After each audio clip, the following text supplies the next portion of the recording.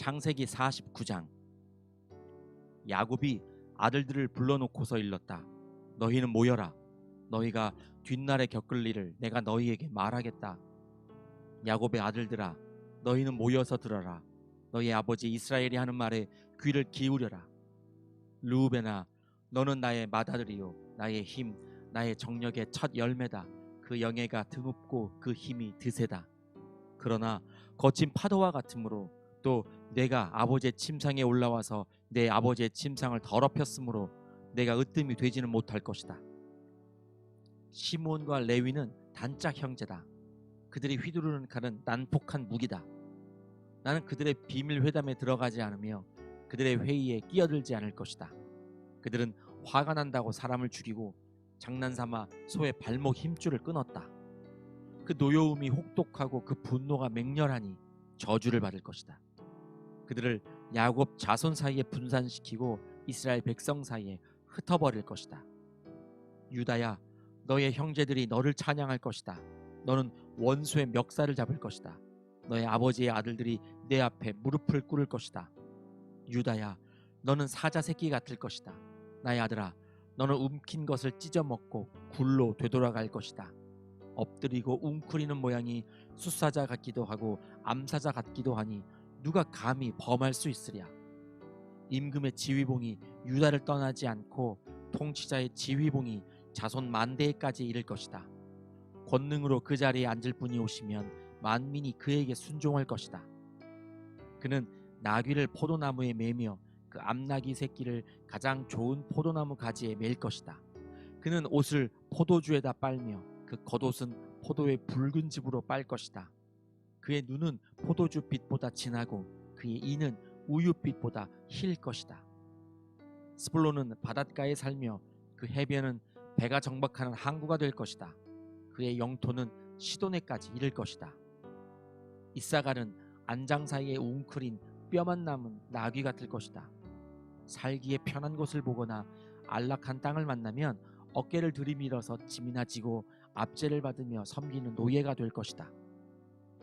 단은 이스라엘의 한 지파구시를 톡톡히 하여 백성을 정의로 다스릴 것이다. 단은 길가에 숨은 뱀 같고 오솔길에서 기다리는 독사 같아서 말 발굽을 물어 말에 탄 사람을 뒤로 떨어뜨릴 것이다. 주님, 제가 주님의 구원을 기다립니다. 갓은 적군의 공격을 받을 것이다. 마침내 적군의 뒤통수를 칠 것이다. 아셀에게서는 먹거리가 넉넉히 나올 것이니 그가 임금의 수라상을 맡을 것이다. 납달리는 풀어놓은 암사슴이어서 그 재롱이 귀여울 것이다. 요셉은 들망아지, 샘 곁에 있는 들망아지, 언덕 위에 있는 들나귀다. 사수들이 잔인하게 활을 쏘며 달려들어도 사수들이 적개심을 품고서 그를 관역으로 삼아도 요셉의 활은 그보다 튼튼하고 그의 팔에는 힘이 넘친다. 야곱이 섬기는 전능하신 분의 능력이 그와 함께 하시고 목자이신 이스라엘의 반석께서 그와 함께 계시고 너의 조상의 하나님이 너를 도우시고 전능하신 분께서 너에게 복을 베푸시기 때문이다. 위로 하늘에서 내리는 복과 아래로 깊은 샘에서 솟아오르는 복과 젖가슴에서 흐르는 복과 태에서 잉태되는 복을 베푸실 것이다.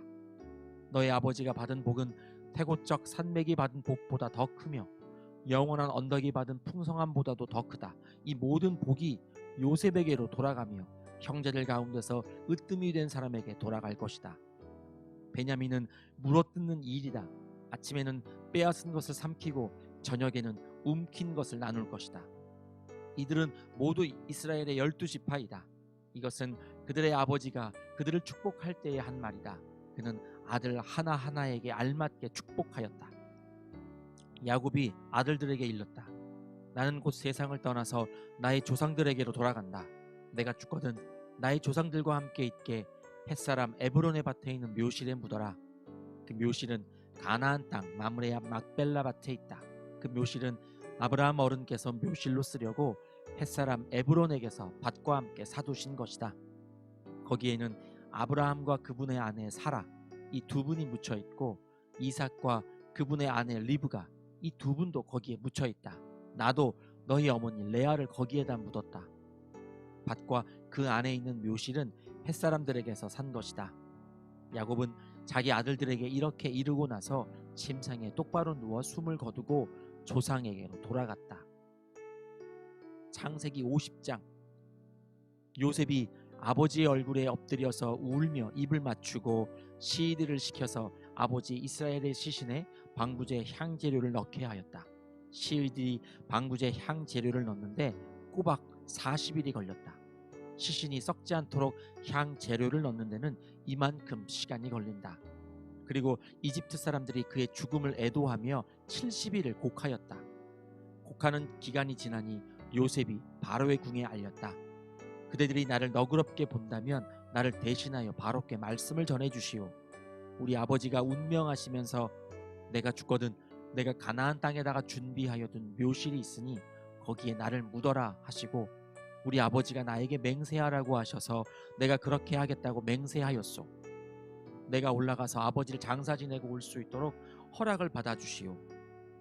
요셉이 이렇게 간청하니 고인이 맹세시킨 대로 올라가서 선친을 장사 지내도록 하라는 바로의 허락이 내렸다.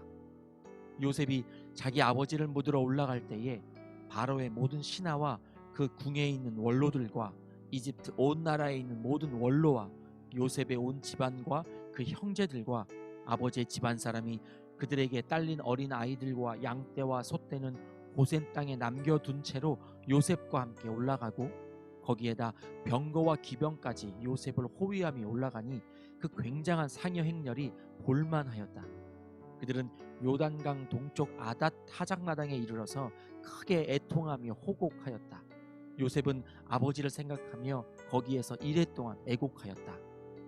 그들이 타작마당에서 그렇게 애독하는 것을 보고 그 지방에 사는 가나안 사람들은 이집트 사람들이 이렇게 크게 애곡하고 있구나 하면서 그곳 이름을 아벨 미스라임이라고 하였으니 그곳은 요단강 동쪽이다.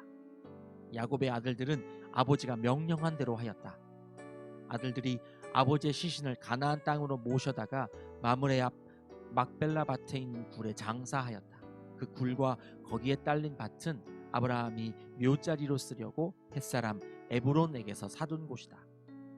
요셉은 아버지의 장례를 치르고 난 다음에 그의 아버지를 장사 지내려고 그와 함께 갔던 형제들과 다른 모든 사람들을 데리고 이집트로 돌아왔다.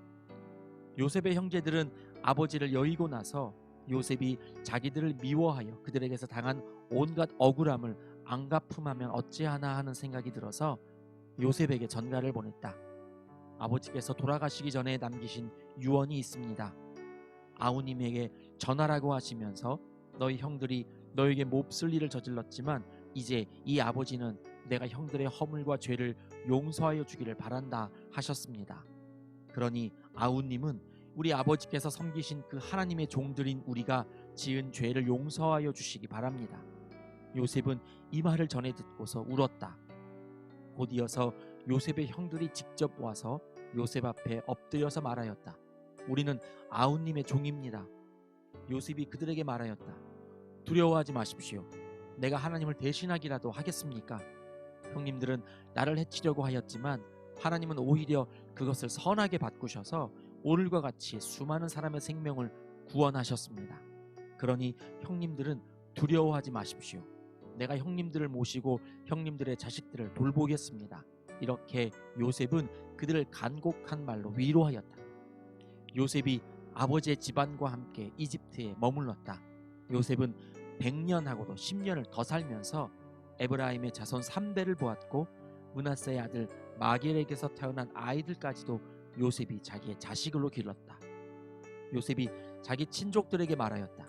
나는 곧 죽는다. 그러나 하나님께서 반드시 너희를 돌보시고 너희를 이 땅에서 인도하여 내셔서 아브라함과 이삭과 야곱에게 맹세하신 땅에 이르게 하실 것이다. 요셉은 이스라엘 자손에게 맹세를 시키면서 일렀다. 하나님께서 반드시 너희를 돌보실 날이 온다. 그때에 너희는 나의 뼈를 이곳에서 옮겨서 그리로 가지고 가야 한다. 요셉이 110살에 세상을 떠나니 사람들은 그의 시신에 방부제 향재료를 넣은 다음에 이집트에서 그를 입관하였다.